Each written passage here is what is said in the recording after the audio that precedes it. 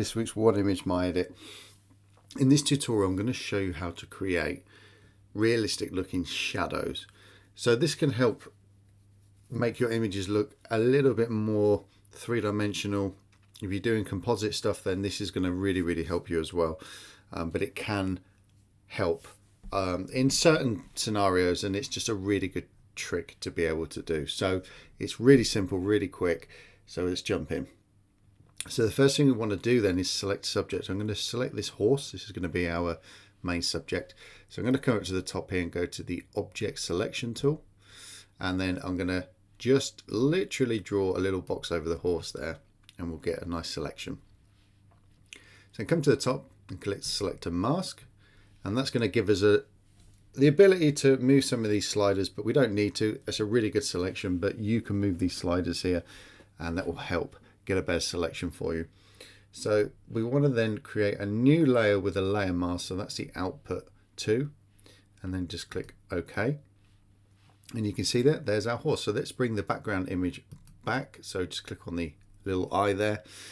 And what we want to do now is we want to click on the actual horse selection there. You can see there's the horse, and press Control or Command T, and then you want to hold the command button and just bring down the top there. So you can see I'm just changing the angle, and you can move it up higher that way, so you can bring it so you've got a bit of a sharper shadow. You can pull it down as well.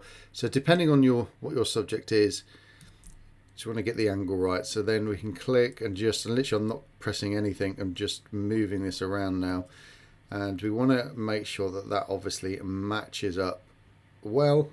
So there's the feet. So to me that still needs to come down a little bit. That'd be quite a severe shadow. So, and I'm going to I'm making it quite long because of I'm predicting what kind of time of day it is. Obviously the shadows get longer and shorter depending on the hour of the day. So I think that's okay there. So I've just kind of lined that up a little bit. Let's just pull this out a little bit more actually. Let's just make it a little bit longer. There we go. That works a little bit better, I think. Okay. So now we've done that, that's looking pretty good. So just press enter there just to confirm that. Then what we want to do is come up to the top here, see where it says lock, and we want to click on this little selection here. So these 3 little boxes, and that is a lock transparent pixels. So we need to click on that, and then we need to come over to our tools panel here, and we want to go to the gradient tool. So you can see it's that one there. Come to the top, click on the little drop down arrow there, click on the basics arrow, and then click on the 3rd one across. Okay, and then make sure that this is selected as well, this selection here. You've got a few different options on there. You want the linear gradient. So then what we're going to do is come down to the bottom here, click, and we're going to drag up just above the head of the shadow or the horse that we just copied. So I've just literally clicked and dragged up, and you can see we're starting to get this kind of dark shape now. Let's come back up to the lock here, click on that, unlock it. So we've just unlocked it. So it's just one of the processes we have to do with this. And then what we want to do is come to the blend mode and select multiply, and you can see there that's given us this dark shadow now.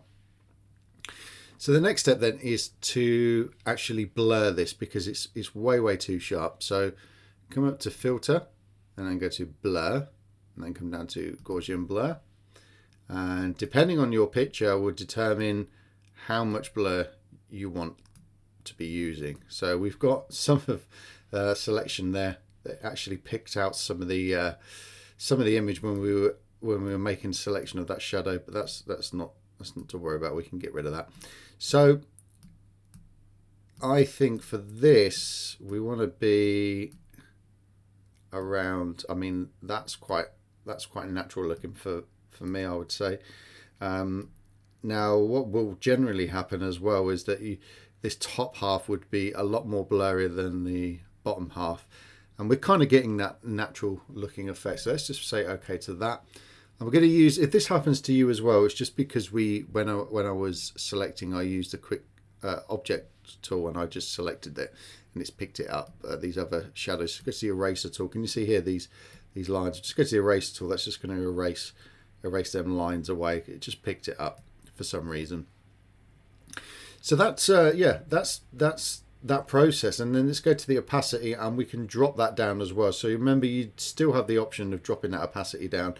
I reckon around 80% is probably good. That's usually a good starting range.